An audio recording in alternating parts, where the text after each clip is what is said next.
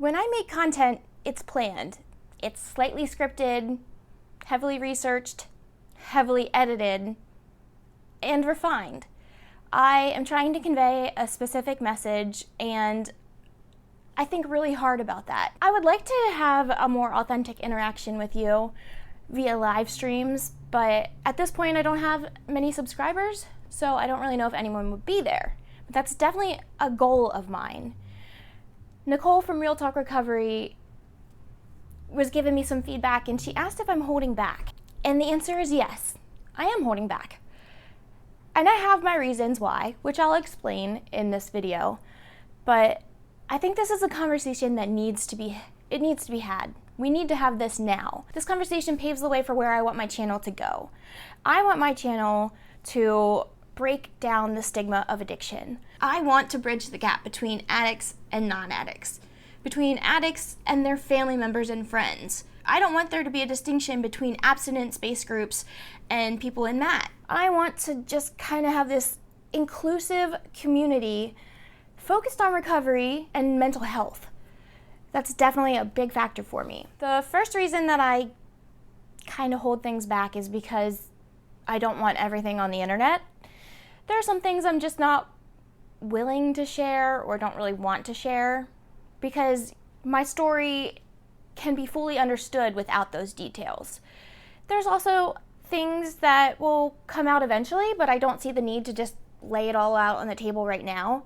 But I would love to get more personal with you and more connected. I want your feedback too. I don't want this to just be a one-way street. I want to know your thoughts and your opinions and what my video made you think and what you liked about it, what you didn't like about it. So aside from the gory details that I'm not sharing with the internet, there's another big reason why I'm holding back. But before I go into that, I want to ask you to like this video and click subscribe, because the more subscribers I get, the sooner I'll do live streams, which I'm really looking forward to, because then we can have, a two-way conversation, and I think live streams are fun. I think there's a right way and a wrong way to tell a story. Storytellers have a responsibility to tell their story in as professional and ethical way as possible.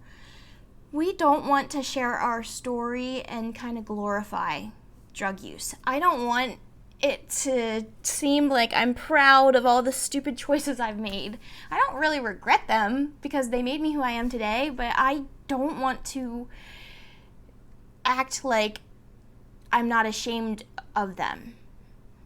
Okay, first, before I keep going, there is such a thing as healthy shame.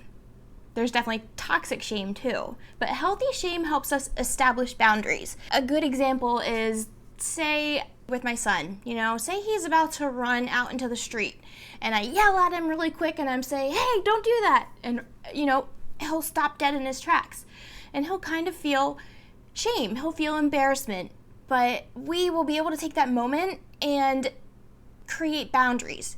So he knows that next time he can't run just out into the street. He has to wait for me. Boundaries are necessary. They are so necessary to life. But shame can also be toxic too. And toxic shame happens when you feel ashamed of something and you never talk about it. No one explains what happened or explains why you were made to feel like that.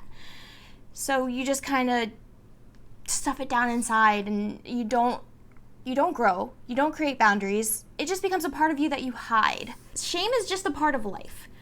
But we need to be intentional with the kind of shame we allow in our life. So the reason I think I hold back a lot is because I know my friends and family are watching these videos.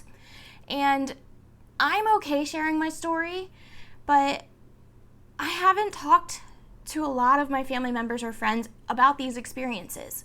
It's like I got into recovery and all of a sudden I folded up my addiction and tucked it away in this nice, neat little box. But it really, really does not work like that. Addiction is messy.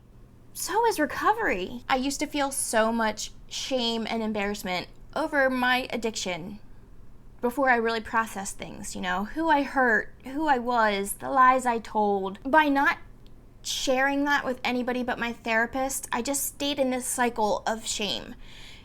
And when I finally reached out to my boyfriend and my dad for help, I reached out to someone outside of my therapist, and I really started to make progress. I started processing things. And the amazing thing about processing things is acceptance. You can talk about something that once hurt you and made you feel such shame, and it doesn't hold the emotional charge anymore. So there are a lot of decisions that I've made and I've accepted, but my friends and family members haven't. I almost feel like I don't want to let them down, as odd as that sounds. I'm in recovery, so I'm not really sure why I feel that way, except, well, I know why I feel that way. The stigma of addiction. The stigma of addiction is so real that I don't want to embarrass my friends and family by sharing my story. But no one should be embarrassed by my story. My story's great because I'm in recovery and I'm doing really well for myself, and I'm trying to share this with you so that you can have it too. I don't want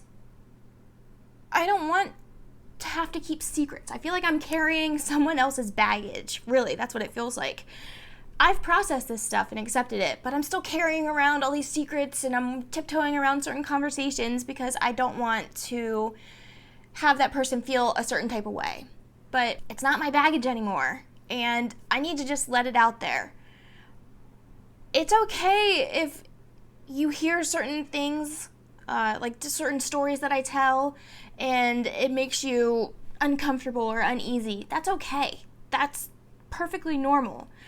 I'm trying to make this conversation normal. I'm trying to normalize the addiction and recovery process. We do so many things without even thinking about it.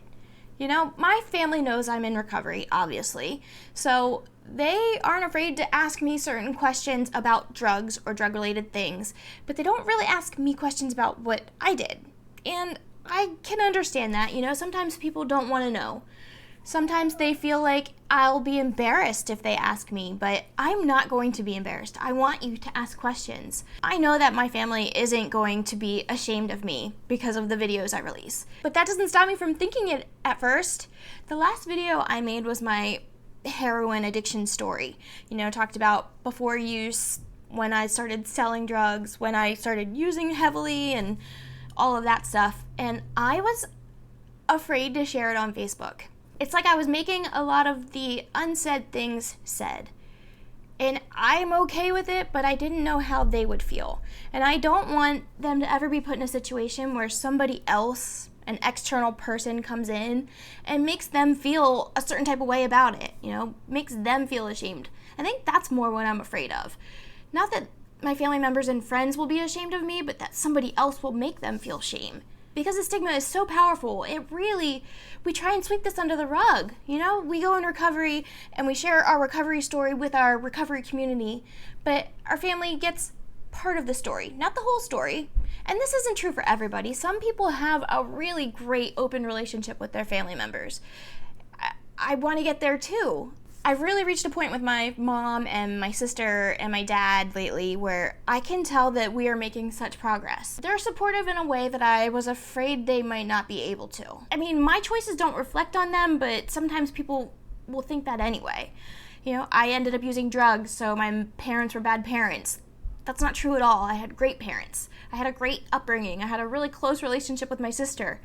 I made those choices, and that's on me. Going forward, I'm going to try and be more conscious about my hesitations, because they'll happen. That's just part of life, you know? I'm trying to work against something that I have learned over time.